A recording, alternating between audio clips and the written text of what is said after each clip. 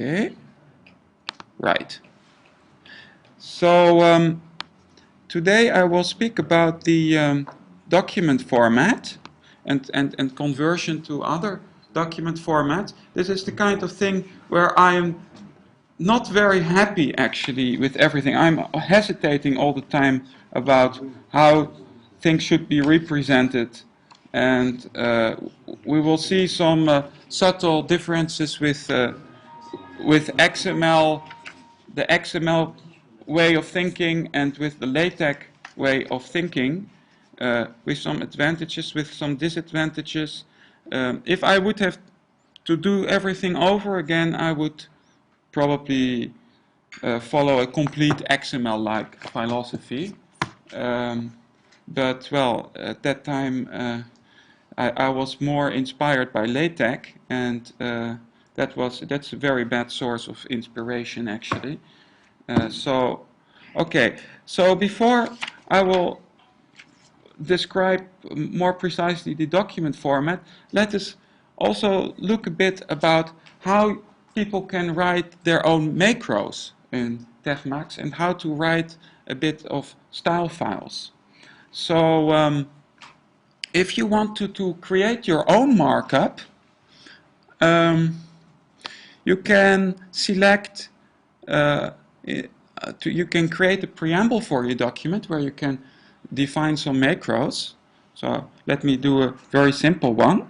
So there are some menu items that you see here for creating macros, and there are some keyboard shortcuts for that too.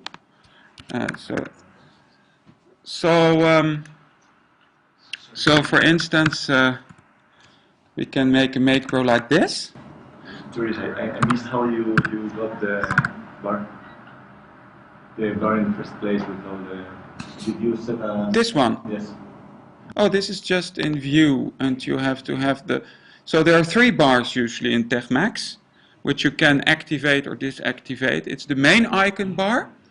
This is something which is almost never changes. It's just with basic things like loading a file, copying things, and navigation. Then there is a second so-called mode-dependent bar. So this only changes if you change the main editing mode. You switch from text to mathematics, for instance, or to graphics, or here to source code. And then there is one another one which changes all the time, right? That's the focus dependent one. It really acts on the innermost point where your cursor, the innermost environment where your cursor is. So let's see. Here we see. So as I told yesterday, the / command is a hybrid command. It's used both for entering LaTeX kind of commands. It's used for recalling arguments of a macro. So here I can do \body and activate, and this will just refer to the body which was here. And it can be used for entering TeXmacs macros or macro applications. So here I made my first macro, okay, and I switch back to show the main document, and then I can just use this macro like that, for instance, right? And all these things are completely editable, right? You can just edit them afterwards. This really immediately becomes a new. How are the parameters delimited? Because I noticed, like when you entered that, you said / and then there was you typed Grégoire. Yeah. And how was it that Grégoire became delimited as a parameter to the macro?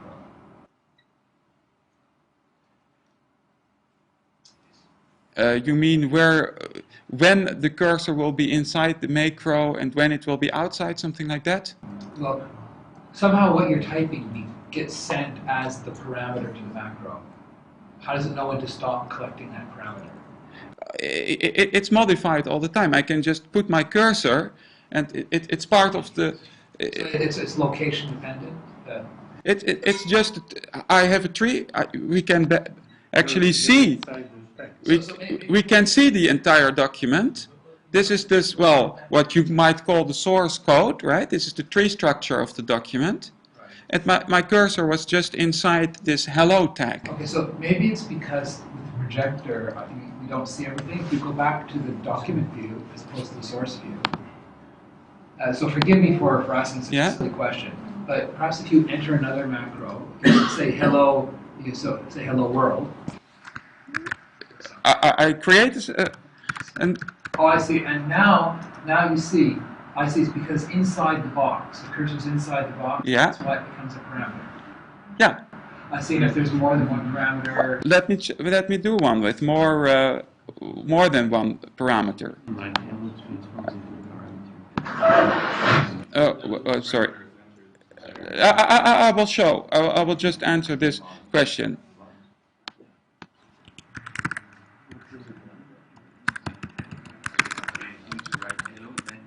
So then I give two parameters.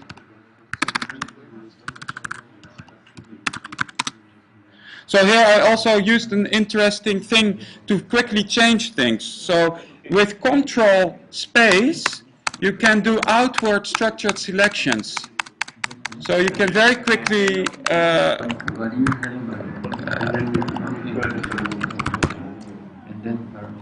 Okay. And now we go back. Correct.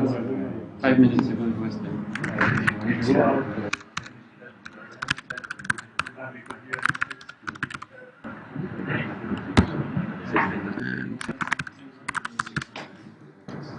All right.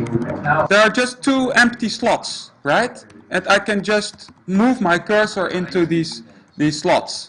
And if you'd used your second parameter twice, one of your parameters twice, then you'd only need to fill it in one of the slots where Yeah, right. Any one of them? Yeah, any one of them. Okay, thank you. That's really clear. Thank you. Right. So, so of course, one nice thing is that the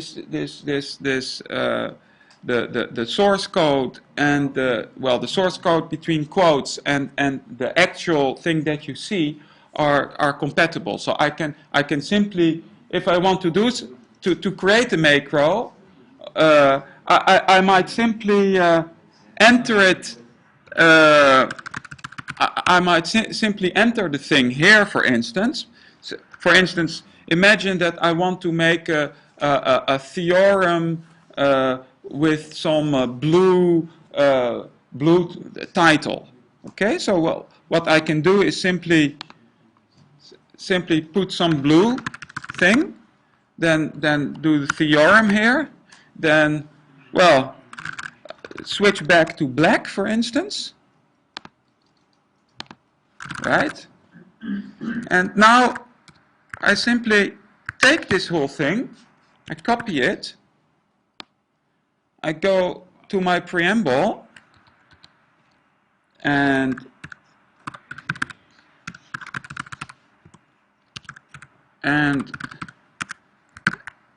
I copy the thing here. Right? Now, of course, the body here is a bit strange, so I will replace this by body here. And, I can now switch back to the document view. And then I have this new macro.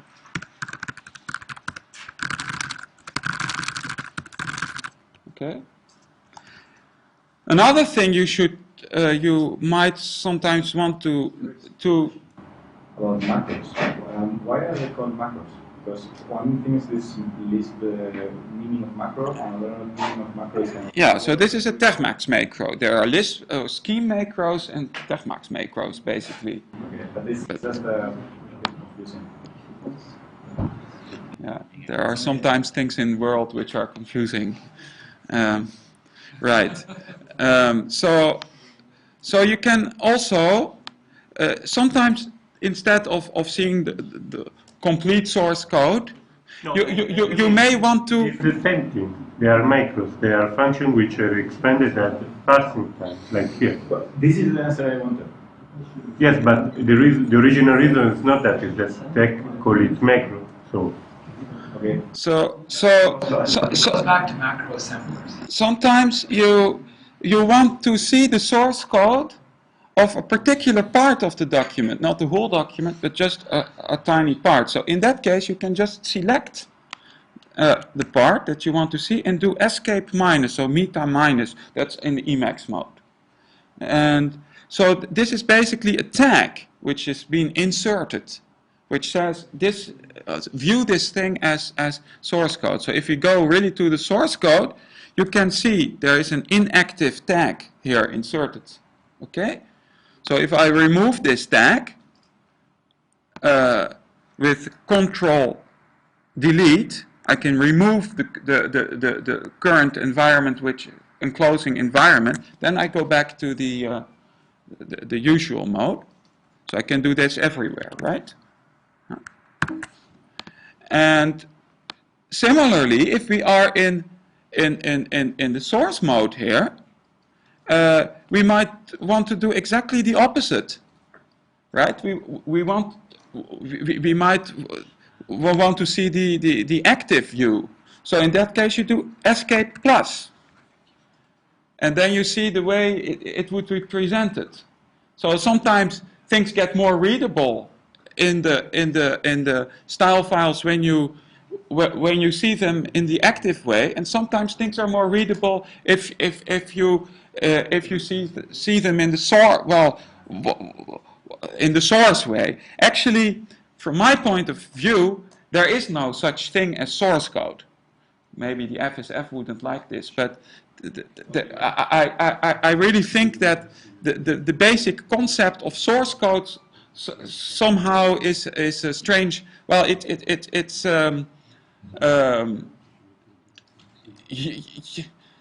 there is an alternative way of viewing the whole concept of source code, that it's just one view of something on the data on which you want to operate.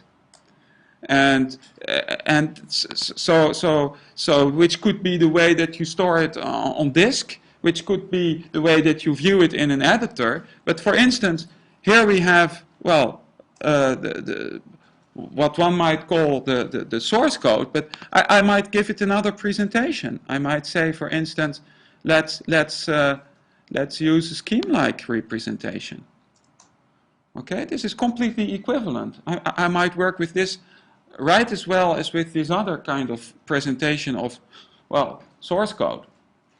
Okay, so it's for me it's not very clear that source code is well, in its most rigid ASCII kind of way of thinking is the most useful way of thinking about how to write programs or how to write things. Do you have an XML export? Yes. I have a question. Are these two shortcuts as escape minus and plus in the documentation? Yeah, right. Yeah. Should we write them now? That these two show the just show two shortcuts. Right. Escape minus or And escape plus. are they in the? Yeah, they're in the documentation, sure. Sometimes you want to. And similarly, you may sometimes want a different view on things. If you have a very let's see, if you have a very long line, for instance, it might be nice that in the source code that you format these things. So in normal source code you would so let's see. Imagine that this was a very long line. Then I might give an alternative view to this, where the things are shown on automatically indented.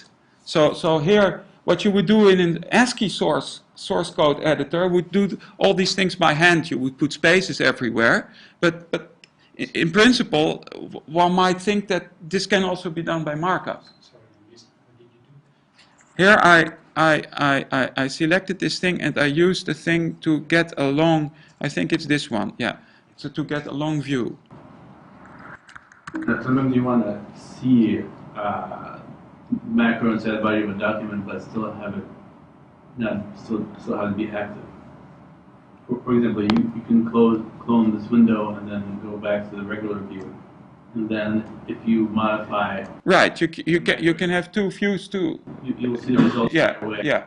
Whereas if you try to do that in one document, if you make it inactive, then that disables the macro. And then so before you see the results, you have to make it active again. Yeah, right. I'd like to see the source code like as a inline in the document, and then still have it be active. So you're moving to do this. The source code in the... Well, you'd like to see that kind of assigned code right inside the main document. Yeah. But still have it work. You can make it inactive, and then you see the the sources view of it, but then it's no longer active in the document. I think you want to see the preamble. Yeah. Well, these things are possible, but it's a bit more tricky to do. But in principle, these things can be done. I'm not going to try this now because it will take me. We will run out of time if I start to do this now.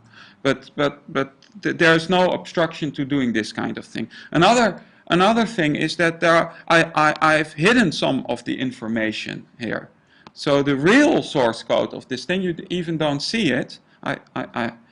If you really want to see the full tags, then we have to, in the special tags, we have to say that there are no special tags. And you will see that there are some implicit tags, which I didn't display, which are just horizontal concatenation. It says, well, just juxtapose these tags. And here, a document tag, which corresponds to vertical paragraphs. So these things, you didn't see them. And the arc, of course, right? The arc, that this was really a macro argument. So... In an earlier presentation, you showed the source for some maybe some formal output or so, and there were a lot of unary concats. Yeah. There. How often do you do sort of cleaning, canonicalization of the tree? Oh, you should do it all the time. We will come back soon to this. So I can also show just one official style file. Oh, what happens? Yeah, there we are. I have to put it.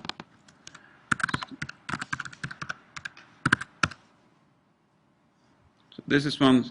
So here, for instance, this is the one which has been activated. This one is also an activated one, right? And here you see some, well, standard macros. Okay.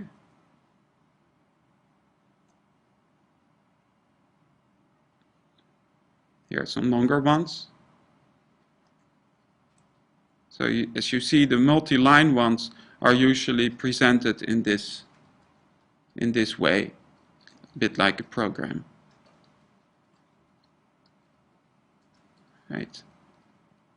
So you may have to get used a bit to this way of thinking. I wanted actually to experiment with writing source code in this structured way, and well, it has some advantages because you can copy and paste and do things like that. Okay, so of course, if you have written something like this, you can just copy this and make a style file out of it.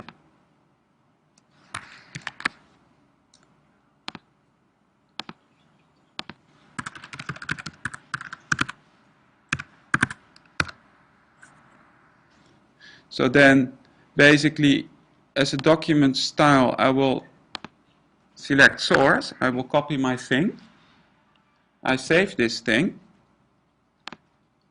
And now, if I let me see, if I open a second document,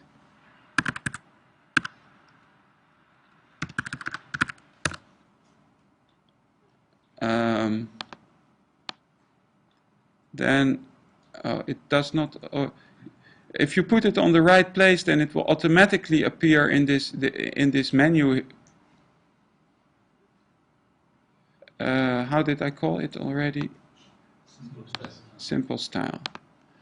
So I can explicitly add this as a package. Simple style. And so I should have blue theorem now, right? Oh, what happened? Did I? Let me do. Am I in the right directory and everything? Simple style is okay. Maybe I should just quit. Oh, yeah. This is by the way the picture.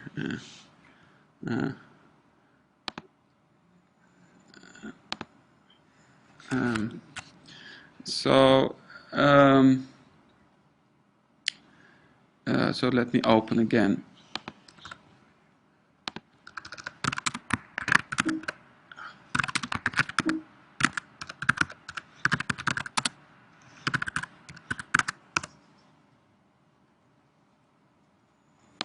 Let's see. Oh, it still doesn't work. Let me.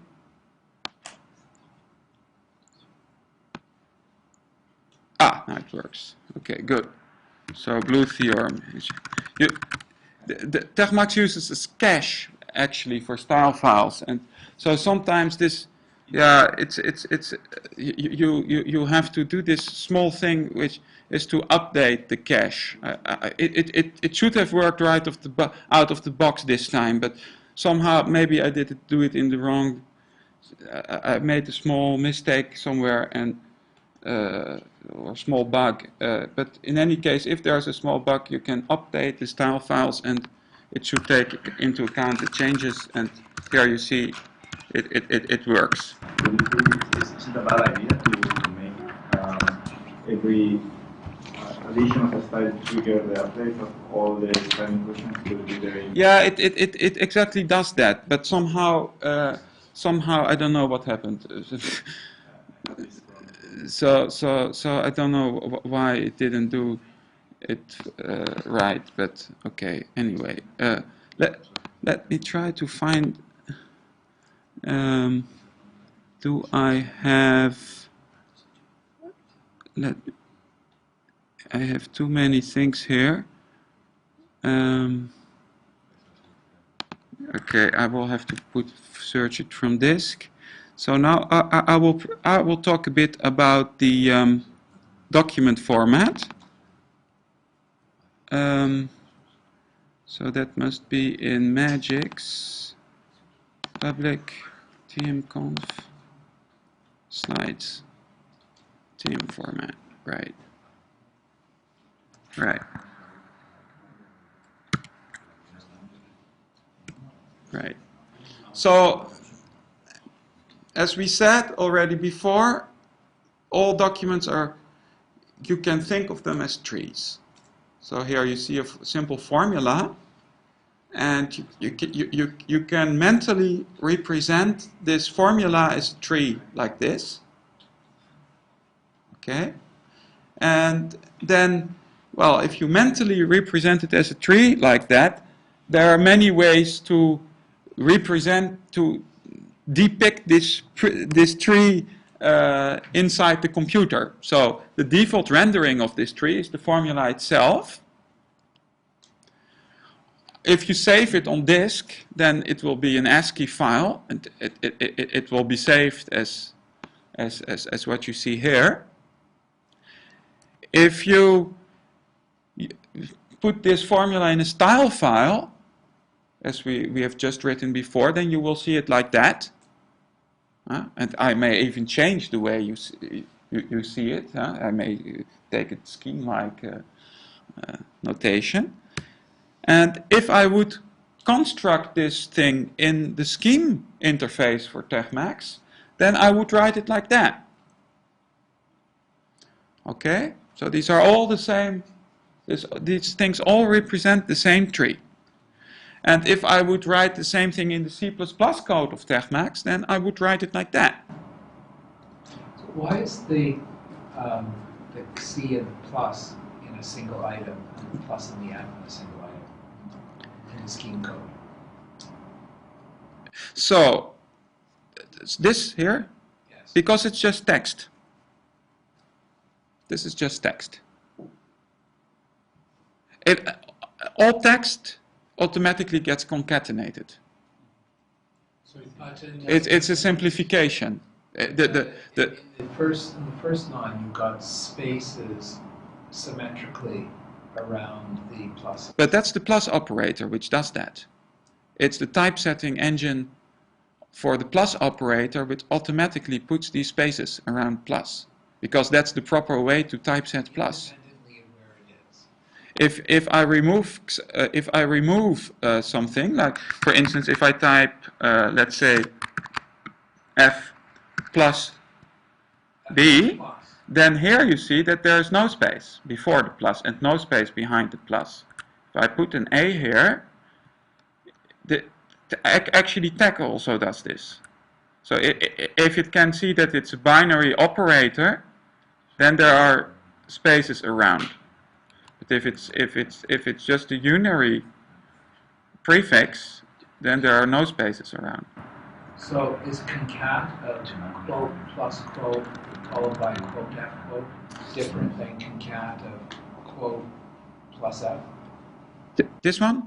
Like if I change that to be quote plus quote and quote followed by quote F quote, yes. This is the same thing? This means, but it's not simplified. Okay. So the simplification of concat markup will force me to write it, well, it will utterly be represented like this in my document.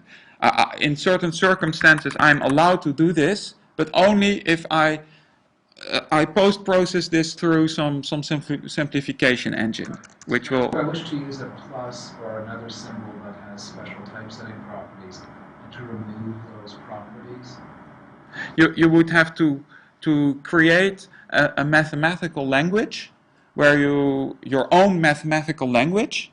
Yeah, you see there are languages inside TeXmacs, right? You have seen English, you have seen French, but there are also mathematical languages. There's standard math. That's the only mathematical language which is implemented.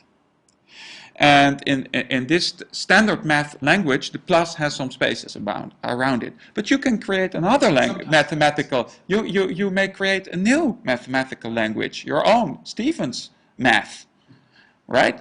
And in this mathematical language, you may completely redefine even the parser of the way things are, your formulas are parsed. There's as I said, there's a PEC-RED grammar which is underlying the way that formulas are being validated. You may define your own. so if I wish to put the word C++ inside math, I have to escape it and take Yeah, right. But which is an appropriate thing to do, right? Because C++ is not math, right? It's the name of a programming language. If it meant C++ that you post-increment C, then you should rather use an operator plus plus. It would be an increment operator, so it should be a different symbol, which might have a nice keyboard shortcut plus plus. Well, actually plus plus is being used like this. It's more often, this is more useful than the plus plus postfix operator, right? If I wish to make a plus postfix operator, how do I do that? You just define a new macro plus plus. But what does it expand to? To what you define. Not what do I want to define? Well, let's say I want plus. I have plus plus here, right? And I want I can say how this thing is going to behave, right? So I want to render it as plus plus. Oh, I want to render it as plus plus, but with no space. So I'm going to consider this thing as what? As a postfix. Okay, I annotate this as being a postfix. Then I activate, and now I can use this macro, plus plus. And this will always be interpreted as a postfix, so it will have the spacing properties of a postfix operator. Okay, good, thank you. Thank you. And one stupid question. Wouldn't it be more logical to consider plus, for example, as a function with an argument? So it's in a node apart, and then there are n summands. And not just many pluses somewhere inside this long string, which are protected. Yeah, in scheme things are done like that. It seems logical. And this is the way, but yeah, this is the way parsing is going to happen. So the parse tree, basically, you can associate properties to the parse tree and say that plus is basically an associative operator. That is why, if I put my cursor on the plus here or on the plus there, in both cases it shows all the arguments of the plus. And even if I do minus, it knows that plus and minus are associated so that they participate to the same sum, but not in the same way. So if I use so-called semantics selection, so which is now turned on, if I select this x plus y, it will automatically take the minus, okay, because it's part of the meaning. If as soon as I also take the y here, it doesn't mean x plus y, it means minus x plus y. But if I do the same thing with the plus here, it doesn't need to take the plus, because plus a over b plus fc is the same thing as a over b plus fc. Yes. So the Why I ask is if I want to generate this scheme representation from a computer algebra system, I know that my object is a sum. yeah, 100. you don't need to do this. The TeXmacs parser knows how to do that. Yes, exactly, but I need to undo this. I need to insert this plus 99 times if I have a sum of 102. Yeah. It would be simpler to write one plus as a function and with 100 arguments. Yeah, but then if you have a minus somewhere inside, what do? So basically the simplest thing is just to write it in the way it will be printed, and just trust TeXmacs that afterwards the TeXmacs parser will understand what you have done. Okay. So yeah, so this we already saw. So then there is also in TeXmacs there are two. So we have the scheme interface to TeXmacs, which will be described a bit more on Thursday, and there are two different kinds of working with trees. There are so-called passive trees, so just a scheme representation of the kind of formula that you saw, that we saw on the previous slide, right? So this is a formula, and the actual active trees that you can see in the editor, and also which are part of a document which is inside the editor, so that you can edit them and do things with them. And then you actually can mix these two representations. So basically, for instance, I can define here, I define a tree which is really in, well, a real C++ tree, so to say, and I can use a mixed representation of something which is partly written in scheme and partly written partly inside the document. Okay, and these things are called. So there are basically three data types which are there. So scheme tree. So this is just a scheme expression. It has nothing to do with TeXmacs. This could be done inside the scheme independently from the TeXmacs editor. Is it the passive one? So that's the one we saw here. Okay, so basically, if you don't have TeXmacs even on your system, but you have scheme, you might want to manipulate TeXmacs files, for instance, and if you save them in scheme representation, you might use this representation just to do manipulations of TeXmacs documents. And then we have the real tree, which are the ones which are inside the document. And then we have the mixed thing, which is TM, which is just TM. So here I can translate a TM tree into a tree. So of course, if the things are inside the document, then actually these trees are very rich. They know where they are in the document, and they know they have information about self-modification. So, for instance, look at this text here. Hi there, right? It's if we put our cursor inside, we see that this is in a tag which is called granite. Okay. So what I'm going to do is I'm going to select in my presentation, which is the buffer tree. This is the entire my entire document, this entire presentation. I'm going to select all tags, all granite tags, which are preceded by any tags. Okay, so basically this is a way to get exactly the list of all trees of this kind. So I take the first one, car in scheme just means just taking the first one. So I can actually see it.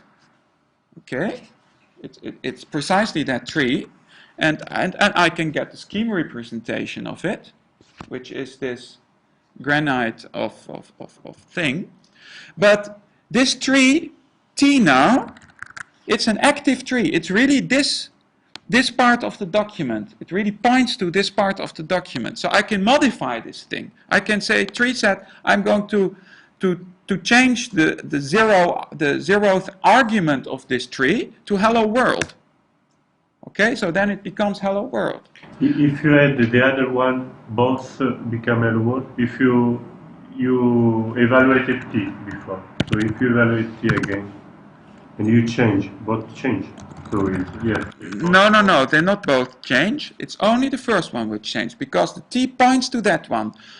On the other hand, if I now select all granite structures, I will have two. Yes, but so in the second, when you display, you create a similar. Yeah, but it's not the same. It's another one, right? It's not the same. The T which was defined there. It's another T. No, I mean this is your semantic because it should be the same. Because no, it's not the same. evaluate It's not the same. I have two granite tags in my document. Okay, There are two because different things. They are different places. They are not the same. The symbol. Then you evaluate it. You give a tree. Then you put to display. You put it into. It's copied. It's copied. At this point, it's copied. It's so copied. It's Copied. It's not the same tree anymore. Is that because the second statement was not reevaluated? No, it's because It's copied. It's displayed, it's copied. Need to be copied. It's displayed. But if you reevaluate that second statement, then T now points to yes. two things. Yes, if you evaluate the T now again, we'll give you hello world then. Yeah. Yeah, okay, good. Yeah. Make sure I Makes understand. sense. Makes sense. Yeah, okay. So of course we can put anything inside, right? If I now take this zeroth argument and I can put a strong tag around it. So this quasi quoting here this is feature of scheme. So this is basically saying that I'm textually going to take this thing, but inside this text I'm going to evaluate this part of the expression. Should not work. If it Okay. works for you, I complain. Right. It did. Because of the quasi-quote character, no? Why can you get the quasi-quote character? It's not the right character. For me, it does not work. Yeah, I know. I fixed that before a few Before days the ago. presentation. Right.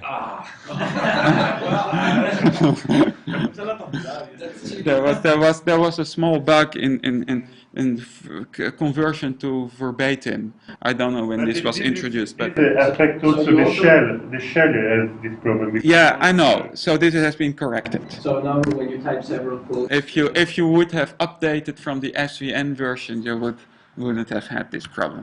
so when you type several quotes, they're fixed? They're stuck together or not? Before they were, when you type several quotes in verbatim mode? Yeah. Yeah, but that's typesetting. Okay. That's just a typesetting thing.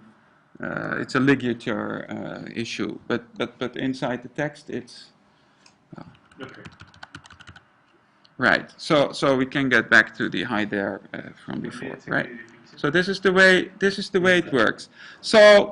So now to come back to what Steven said about simplification. So inside TeXmacs, basically inside the documents, the ones that you really have in your buffer, if you're doing very low-level programming, you're assumed to simplify all the concatenations. So for instance, the concatenation of A plus and B, you should really simplify it to this thing. So there is a scheme routine, tm concat, which does exactly that, right? So basically, you may want to prefer systematically using a routine like this one over typing this. Okay, if I type this is well, okay.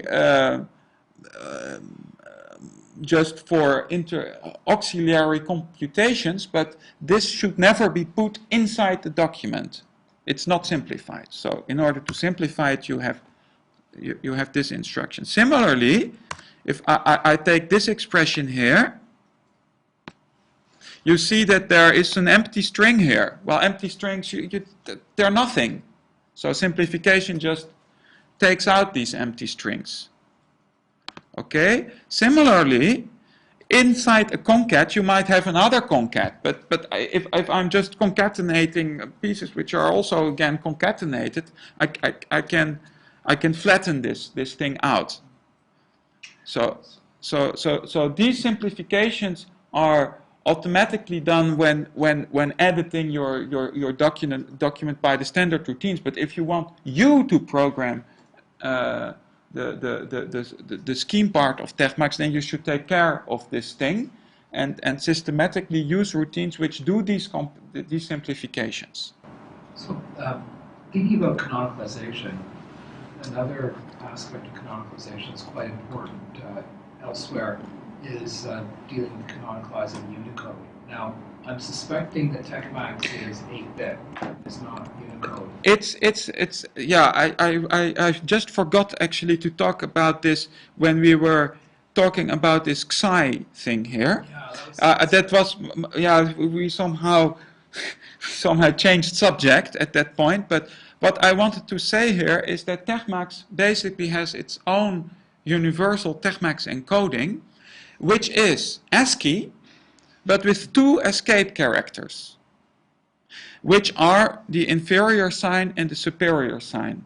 And between the inferior sign and superior sign, you can put any ASCII string without inferior and superior sign. So, for instance, Xi. And these things are interpreted as separate characters, as individual glyphs. So in principle, with this TeXmacs encoding, you can encode as many characters that you want, okay, and give them nice names, as well. It's not the most compact representation of full alphabets. Unicode has the advantage of course, of being short. If you use the UTF-8 or UTF-16 encoding, it's a short encoding. It takes less space on your disk. But in principle, you can encode the same alphabets. So there is a dictionary between the TeXmacs encoding and Unicode, which, well, is not completely complete, but more or less complete. And so you can basically you can think of that TeXmacs supports Unicode in a bit in a strange way. Is \less and \greater recorded as single 8-bit quantities, or are they really recorded as the ASCII characters \? Yes, they are recorded as this on disk, exactly on this. On disk, it's this. And so, and how is \, represented? So here, because the inferior is also used for representing the macros on disk, right? So basically, if we want now to represent Xi, I have to escape again these things. So it's a very long and non-compact representation, but it has the advantage of being a readable one if you don't have a Unicode terminal. And it's verbose. To understand the encoding completely, then, if I wished to have in my text \less than, as opposed to the special. It will just, there is, for instance, if you type less than, this thing is going to be represented. Maybe I can. No, we don't see it. It will be represented as inferior, less superior, less textual. I understand, but on disk, if the contents of the data includes a less than, not wanting to be special. Well, then you will have something like \\, or also, backslash is also special. Yeah, right. For disk storage, disk right? 3 special characters. And I think this one is also special, basically. Okay. Good, thank you. So these are horizontal concatenation. You also have block content. So here I'm going to define some long string. Okay, blah blah blah blah blah blah blah blah blah, and then we can make something which is framed, which is one of the environments. And document tag is made for making several paragraphs. So here we have a first sentence, a second sentence, and then the BLAS. Okay, inside this, so we're here inside the frame thing. We have a first paragraph, a second paragraph, and a third paragraph here. Okay, and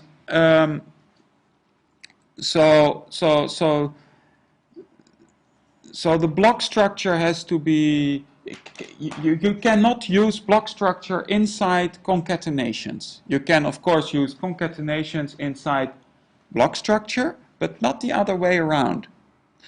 If you want to do something like making an environment from scratch for displaying theorems, then you will have to put the theorem text in front of your multi-line, possibly multi-line theorem body. And the way to do this is to use a special tag which is called surround, which takes a block, takes some block content and puts some inline content in front of it. This is the theorem tag here, and something behind it, the right flush. We will come to this. So here you see what happens if I do this. Okay. And the right flush, this is something which is really related to the fact that we want to edit these things, and that it behaves nicely inside the editor. The right flush is just a horizontal tab here. If I remove this right flush tag, then well, if I'm outside the thing, it's still written in the way as before. It looks like the thing that we had before. But if I'm inside, you see this blue bounding box is ugly now. It starts at the end here. Okay, so it's just less beautiful than a bounding box which goes to the end here. So it's just for making things present nicer at the moment that you're editing it. Okay. Attributes. So in the schema representation, we don't have something like in XML as attributes of tags. So you don't have something like open, let's say, I don't know, strong, and then with color equal something. The TeXmacs way of doing this is that we have a special tag which is called with, which is used to associate to specify attributes. So basically, this is going to specify that for the content, which is the very last argument of the with, that the environment, the attributes are being modified in this way. So we will have a dark blue color here, and we will use the sticks fonts.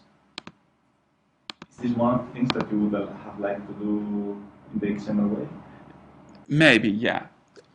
There's one advantage, nevertheless, of the way we do things, which is the fact that attributes in XML can only be strings. And for the theorem thing that we did before, that we put a blue, that we made the thing blue, I explicitly made the thing black again inside. Now, if I were inside some red text, I might have wanted to make the thing red again inside my body. So one way of doing this kind of thing with TeXmacs is just do the following.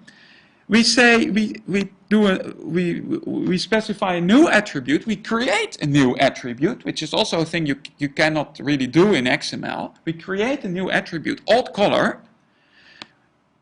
And here we have something which is non-textual. It's going to take the value of the outside color. Okay. Yeah. I'm going to put the thing in red. Then I do the things that I wanted to do.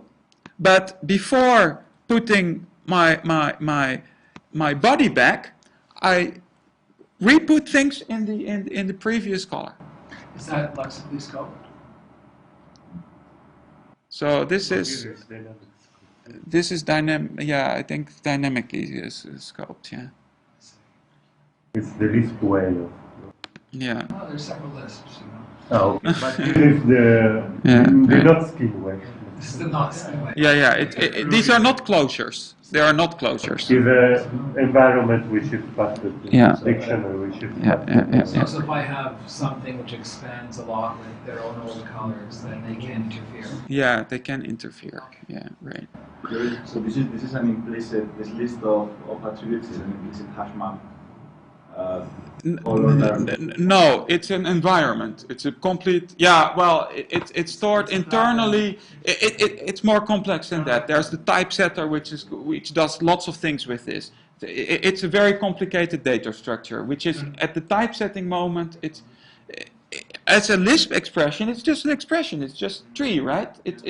There's no hash map in the Lisp expression. No, I'm asking something much more simple. Simply that there is no nesting because you automatically pair the attribute name with the attribute values. Yeah. The things. So the number of arguments should always be 2 times something plus 1. Okay. So in some circumstances. It's just what are the available attributes? Any. Any. Yeah, any. Which are used by the already present tags. Any. I defined this old color thing. I just defined one. I just invented this. For your own. For my own purpose. You can invent your own ones. There are standard ones which are used by the typesetter for the standard style files, which are, or internally, the ones which are used internally are all in a file which is called vars.hpp. And they're described. If you go to the manual, and you go to this TeXmacs primitive style sheet, I think it's in the style sheet language or something like that. Oh, standard environment variables. There you will have a list of all the standard ones. So, as you saw before, yeah, the fact that we have to simplify things, it in some circumstances makes things less readable. So, and also the fact simply that we have to put these concat tags, it sometimes makes things less readable. In HTML, we would just do, let's say, strong of something to get something in bold, and we can put any number of tags. We don't have to specify that inside the bold we're going to do a horizontal concatenation. That is because in HTML and in many other XML kind of things, these concat tags are implicit. But the price to be paid for that, there is a price to be paid, is that that the strong tag is not a unary tag anymore. So if you want to define it as a macro, then you would need to invent a macro with an arbitrary number of arguments, which inside the macro are concatenated. So the macro definition will get more complicated. Okay, so. Nevertheless, for automatic content generation, like for instance, building these kinds of help pages that we saw before, okay, these are built automatically. It may be useful sometimes to have some shorter notations which are useful at the moment that you, instead of all this quoting stuff going on and all this simplification, doing this manually, it might be nice to have something shorter for that. So this is where this dollar kind of things that we already saw in the TeXmacs interface come. So I can, so here is an example of the way that documentation can be generated. Here we make a paragraph with, and here I can just concatenate several strings, like what you see here. I can, in an inline way, generate 10 items, which I'm all going to put in strong.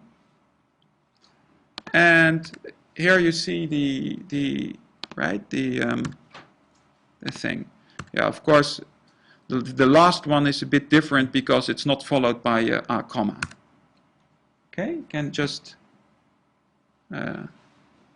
do things like that.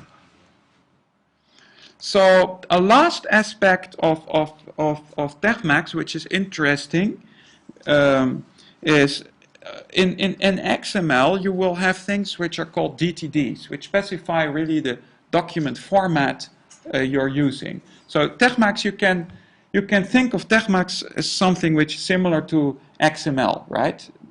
Just naked XML, just with any number of tags that you can define yourself in style files and so on.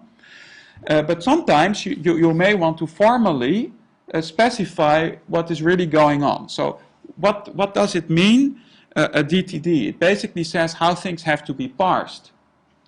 So it's going to say, for instance, that a frac tag might have an error. It takes 2 arguments, for instance, a fraction. Okay.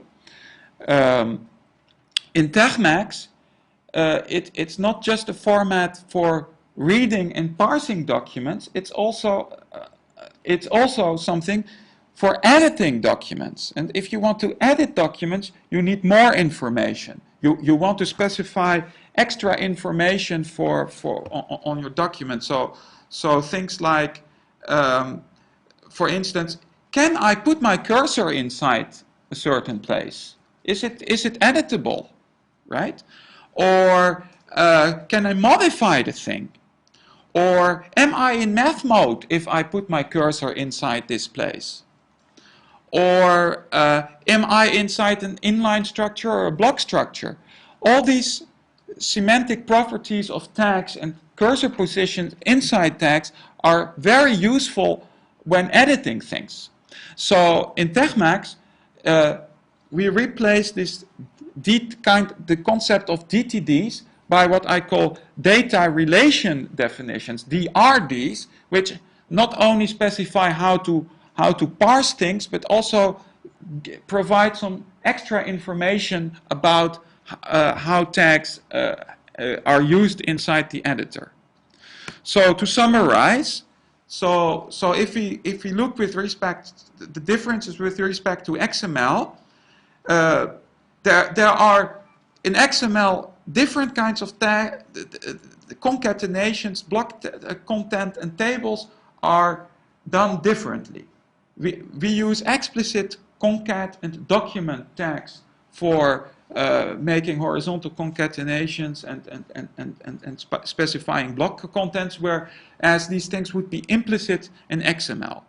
With the advantage of making macros easier to define, but with the disadvantage that when automatically generating documentations, things may be a bit more verbose.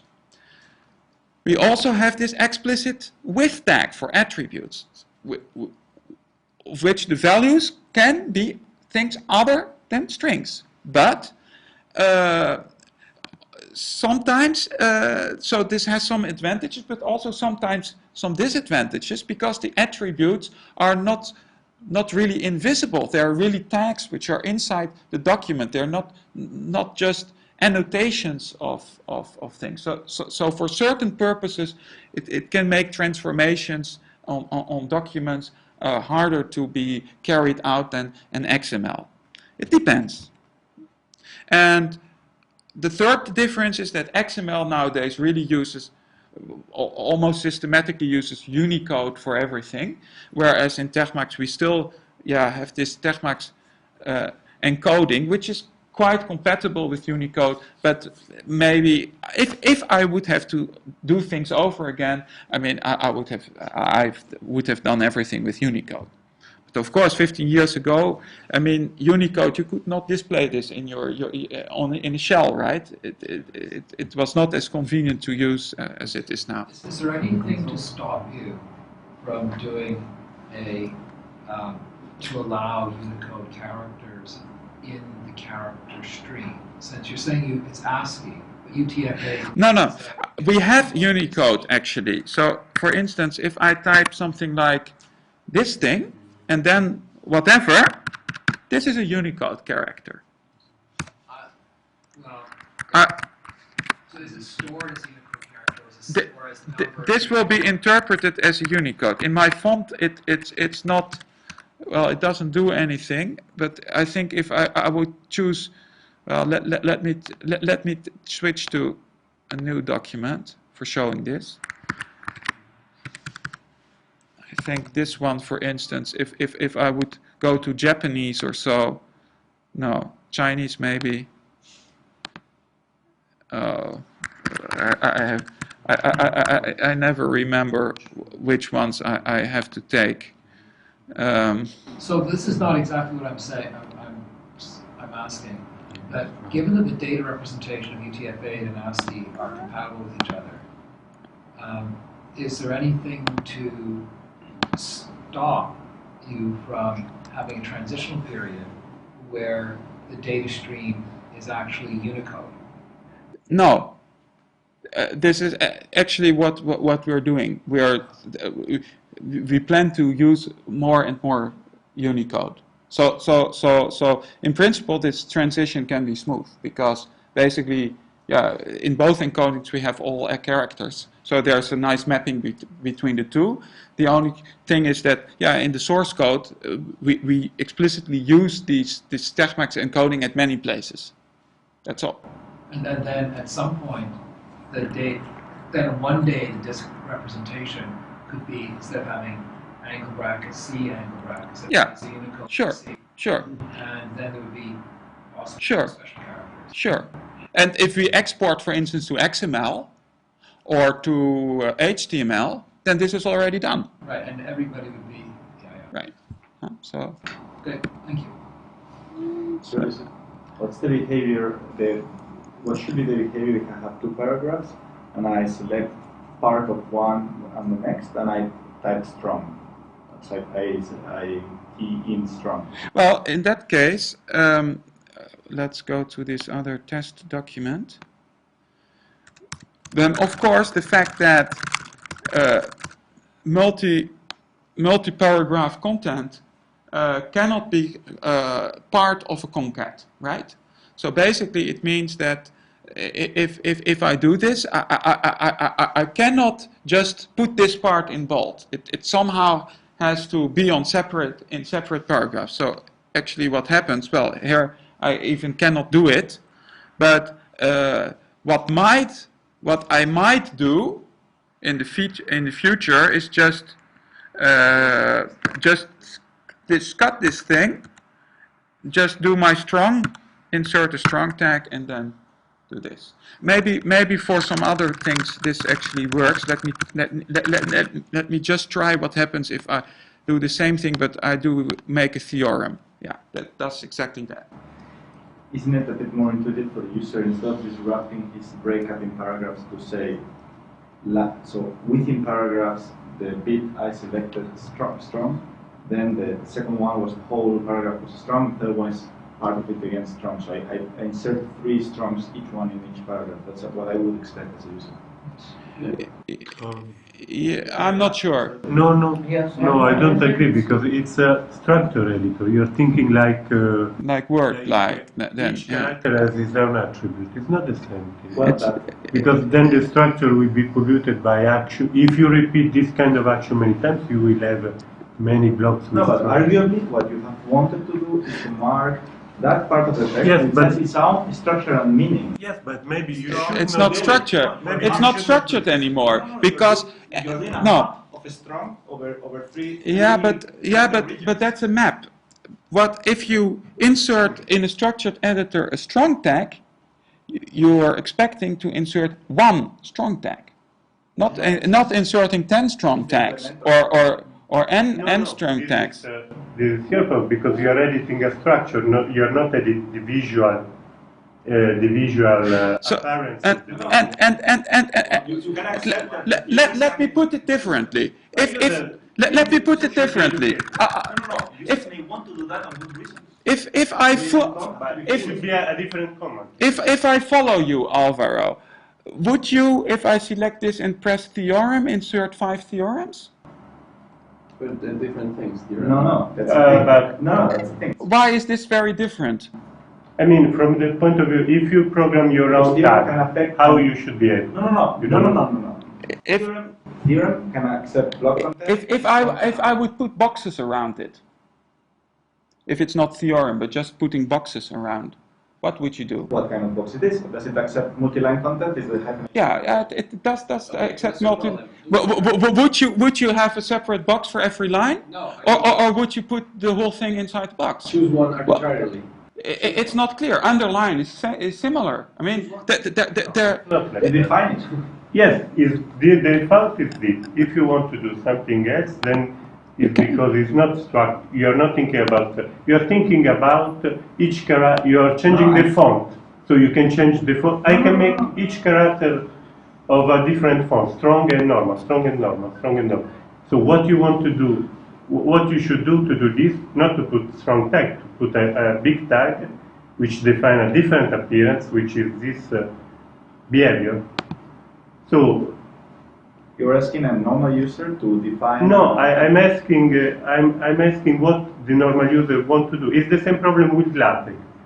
People have to be educated to use LaTeX instead of text, because they were using markup to set the visual appearance and not to set the meaning of the document. Here you're setting the meaning before. the visual appearance. What about the following? You select two But paragraphs. maybe we Two can paragraphs. continue this discussion later on, because we're already far ahead of time again, and maybe I have still 2 or 3 slides and then I will be done.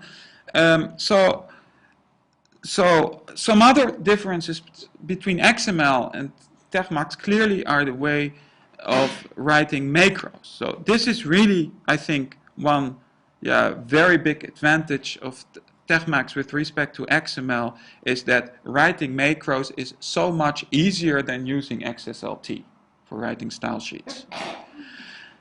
Another difference, as we saw before, is the fact that we have these DRD properties which go beyond normal DTDs. And this is really because I think XML was very much conceived as a format for reading and for consuming content, and not for authoring. And if you want to author things, then you really have to change a bit your mindset, and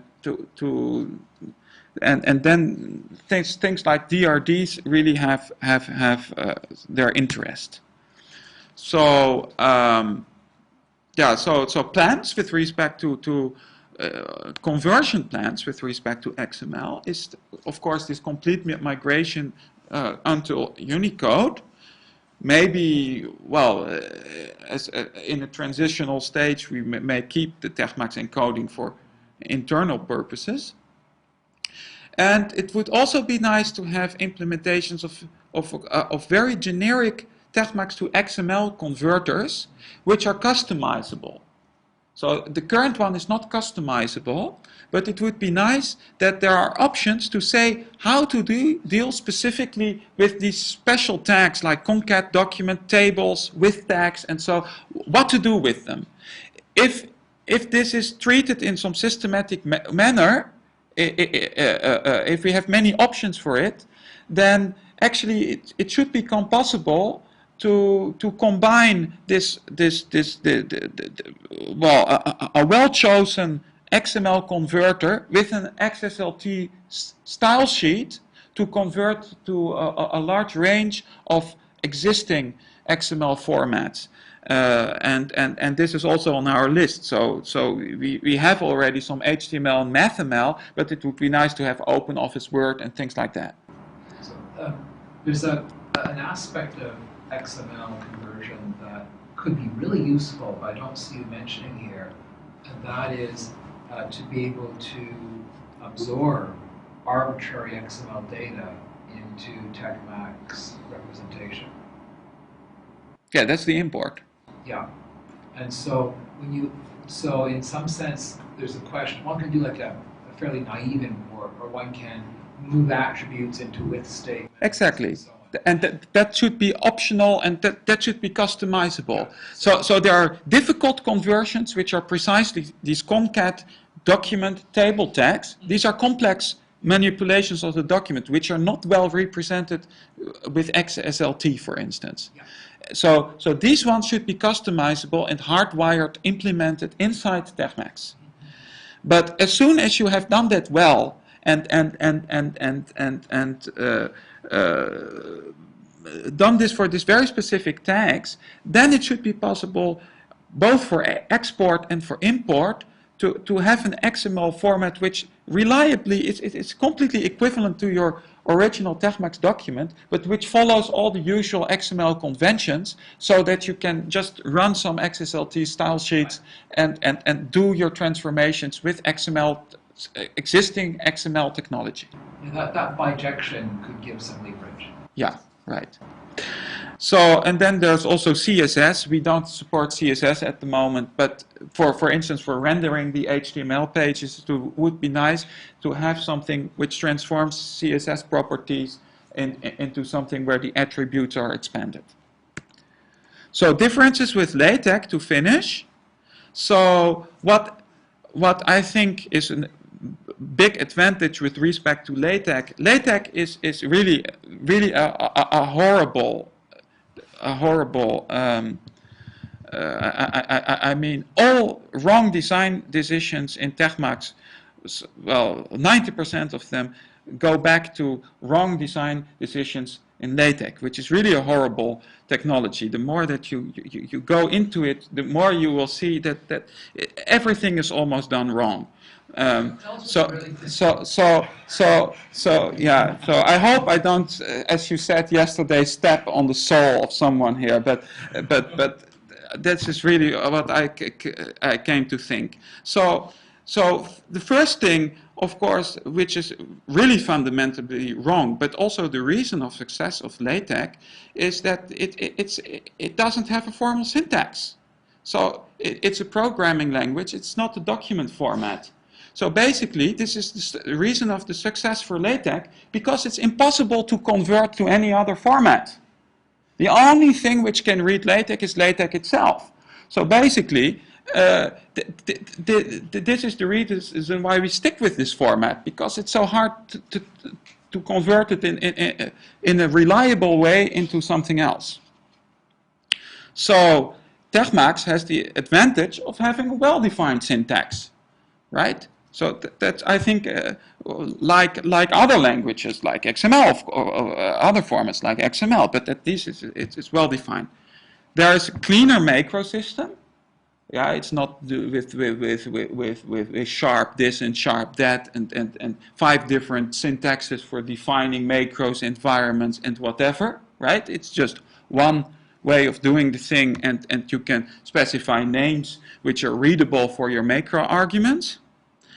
It has also cleaner scoping, so no difference, as I said, between environments and just macro arguments.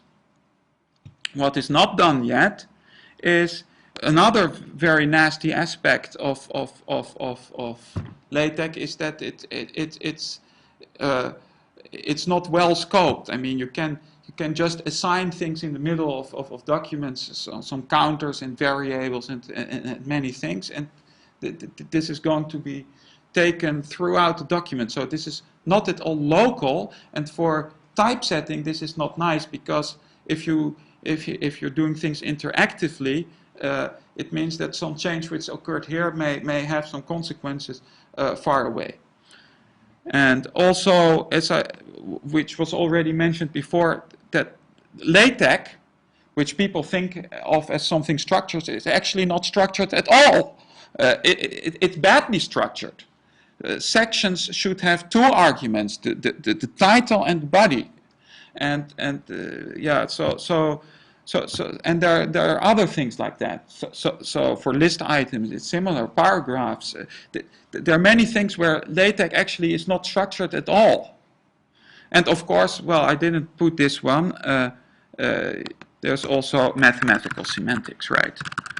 There's none in LaTeX actually. Okay. And well. So for the LaTeX converters, and that's Francois who works on this at the moment. So we have started the same approach as Stephen and Elena, and to take download lots of things from the archive and to analyze them in an automatic way. So we really want to build some large databases for being sure that the converters that we're now going to be developing will be robust on large numbers of documents. So we will test the next converters for that. So we analyze them for seeing, for instance, which style files are being used most, which macros are being used most, and these are the ones on which we will concentrate our conversions. So we want to have a reliable support for the most frequent document classes. And also, an interesting thing that we plan to do is to actually have something that after the conversion we can run LaTeX automatically, and if there is some error, that we can somehow isolate this error in the original TeXmacs document and bring the document down to a minimal document where this error was located, maybe fill out automatically a bug report, or maybe, for instance, if there is something just exported as an image, for instance, or something else, which or just ignore that part, but not clutter the whole, make the at the end the exported file should always be compilable with LaTeX. That should be 100% sure. Yeah, Okay. maybe it is compilable, but produces results which looks quite different from how it looks. Yeah, well, then the journal will have, where you submit, will have to take care of that. I would suggest people that they submit the original PDF file generated by TeXmacs, and then also the LaTeX export. And then the editors will see that basically what they are doing is wrong. I mean, and they will systematically see this, that their technology will produce documents which look less nice than if they would take the original PDF documents. And if things don't look the same, well, that's their problem. I mean, this shouldn't be the author's problem, right? They are wanting to do the typesetting anyway. If you take Elsevier, they will retypeset everything anyway, and they will completely re-enter the things. They will convert everything to XML anyway. So, Joris, a couple of years ago, well, more than a couple now, we were involved in some of these tech tugboat meetings where there's the tech community has their own conferences, and so got to know some of the principals fairly well in the tech community.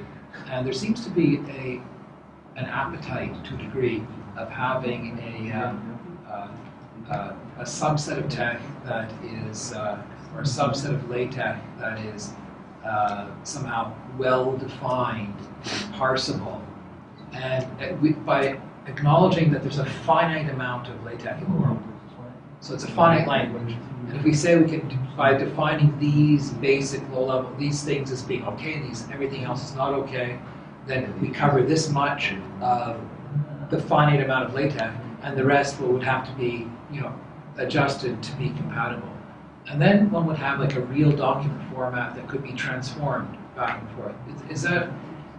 Would that be useful? Sure, it would be useful. But we are not going to wait for it, because we might have to wait 10 or 20 years before this happens and that people really comply to it. Well, I'm thinking more that it might be, would there be any appetite to participate in defining it? So I'll leave that with you. Yeah, we'll think about this. It's a good question. I must, of course, well, you already got this probably from my attitude that I got really allergic to everything which is LaTeX. We have to cope with it. And it's really, that we have to cope with it, right? And if tomorrow I had the button, remove LaTeX, I mean, I would immediately pass without any hesitation. I mean, because this is something that could maybe help be that button. Because if there were an alternative that was close enough but yet correct, then we could get some movement to that. Right. If you have a simplified LaTeX, then we can just write. That should we have work. already a compiler for Right, because there's so many simplified. But still, I mean, still there would be problems, right? Because I mean, in TeXmacs we have many things which simply don't exist in LaTeX. As I said, for instance, putting a background color to some table cells, or some animation, or but in journal you can have an image. well, some you can have in journals, some you cannot. No, I'm thinking that there are all these things that have, like, there are many programs and services out there that each has their own different, simplified version of LaTeX that is ill-defined because it's impossible to do the whole thing, but they want to cover enough. And then every one of them will die when you send them something that isn't quite in their region, but they'll all die on different things. And if it's possible to have some kind of the GCD, that Yeah. extended GCD that is agreed upon by the community as this is a legitimate target, then this can be used as an exchange with confidence. Well, for us, this would mainly be very useful for importation. If there is, of course, we're going to stop. I think we can have it's a coffee break. Yeah, I think we can. Well, just to finish to reply to your thing, and then we'll have the coffee break. It's for importation. It would be very nice, because it would simply mean that if there's a standard format which is well documented, well, we implement all of this format, and we can import these documents. For the exportation, we still have this problem I mentioned, that there may be things which simply don't exist in this format and which do exist in TeXmacs. Line breaking for large formulas which come from a computer algebra session, for instance. Now it would be very cumbersome for us to simply cripple TeXmacs so as to make sure that these features are not being used. That's difficult to do, because you really want to use, first of all, you really want to use these features, and secondly, well, they're scattered all over the place, so just knowing exactly already which are these features, I wouldn't know. And then there is another point, is that TeXmacs basically does a better job at typesetting than LaTeX does. So I can give a very short example of this. Right, so if I type, for instance, something like this, right, and I type something like this here, you see that these things nicely coexist, and basically in LaTeX what happens if you do this thing is that the spacing between these things is always the spacing that you see here. I understand. And independently where actually these things were.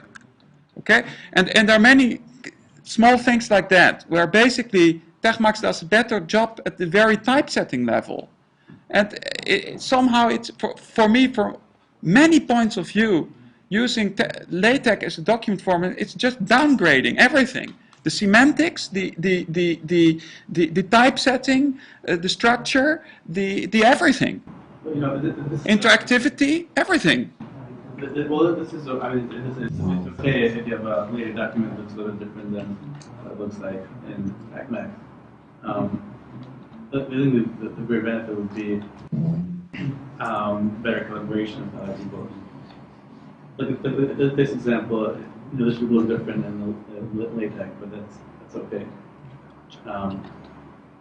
But if there's a good import and export between LaTeX and TeXmacs, that would make it easier to collaborate. Sure. That's why we are going to put a lot of effort for improving these importation and exportation things. But